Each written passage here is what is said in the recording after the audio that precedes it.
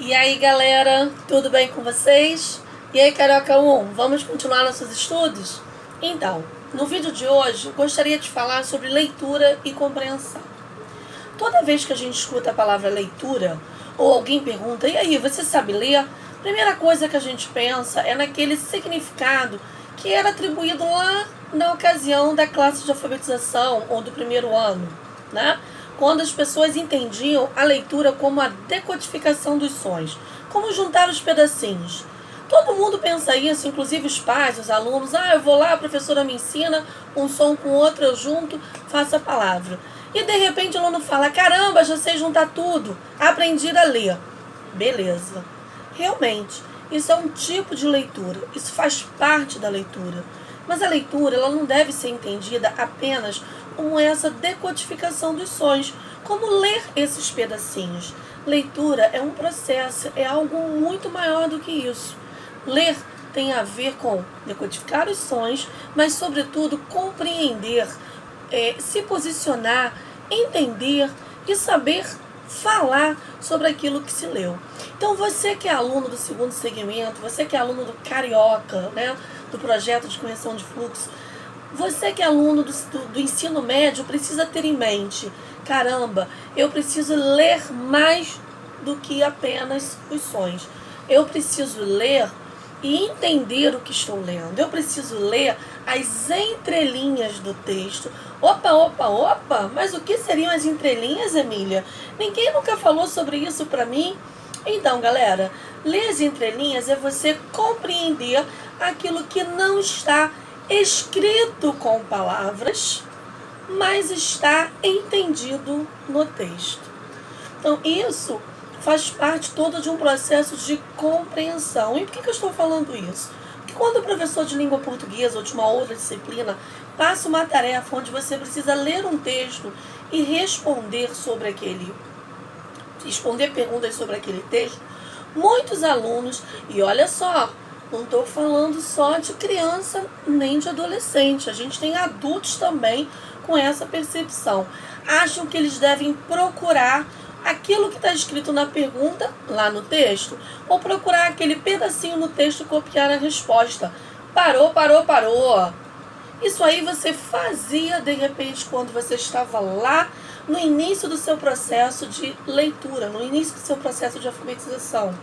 Hoje você já entende que você precisaria ir além. Então, o que um aluno tem que fazer para ele ler bem e ele compreender bem o texto? Gente, primeiro, leitura é uma prática social. Leitura é algo que requer prática, requer hábito. Então, se você acha que você ainda não lê tão bem, não se desespere e nem ache que isso não é para você.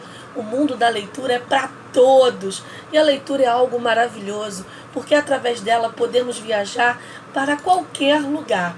Então tenha em mente, pode parecer ainda um pouquinho difícil de repente para você ler um texto, mas não se desespere, vá com calma, leia. Não entendeu? Pare, volte, releia. Não conhece aquela palavra? Pesquisa o significado, pede ajuda de um amigo, pergunte ao seu professor.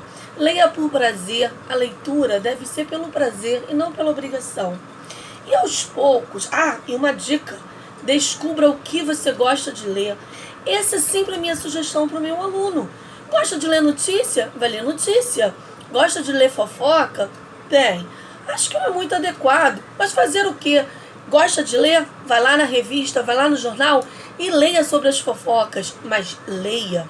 Gosta de ler informações científicas, descobertas? Procure essas informações, esses textos informativos e leia. Gosta de ler romance, gosta de ler comédia, gosta de ler filmes livros de suspense, histórias de suspense, de terror, contos? Por que não? Descubra o que você gosta de ler e leia. Torne isso a sua prática. Leia todo dia, cada dia um pouquinho. E você vai perceber que quanto mais você treinar, quanto mais você praticar o hábito da leitura, melhor você irá ler. E quando a gente ler bem, gente, um mundo se abre.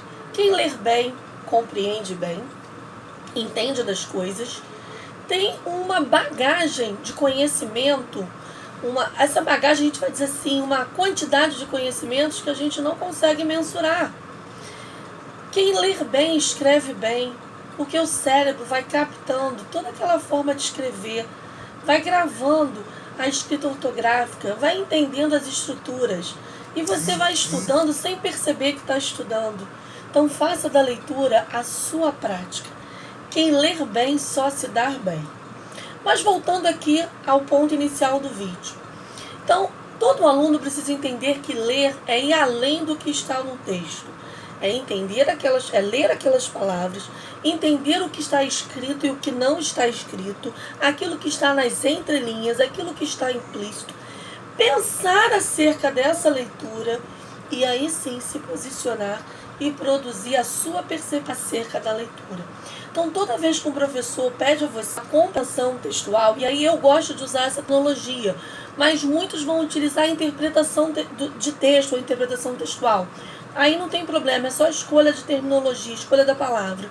Toda vez que o professor pede para você interpretar ou compreender um texto, o que ele quer? Ele quer que você leia, compreenda e saiba se posicionar sobre esse texto. Então fica aí a dica, galera. Vamos parar de procurar pedacinho. Vamos parar de achar que ler é apenas decodificar os sons. Vamos entender que a leitura é todo um processo.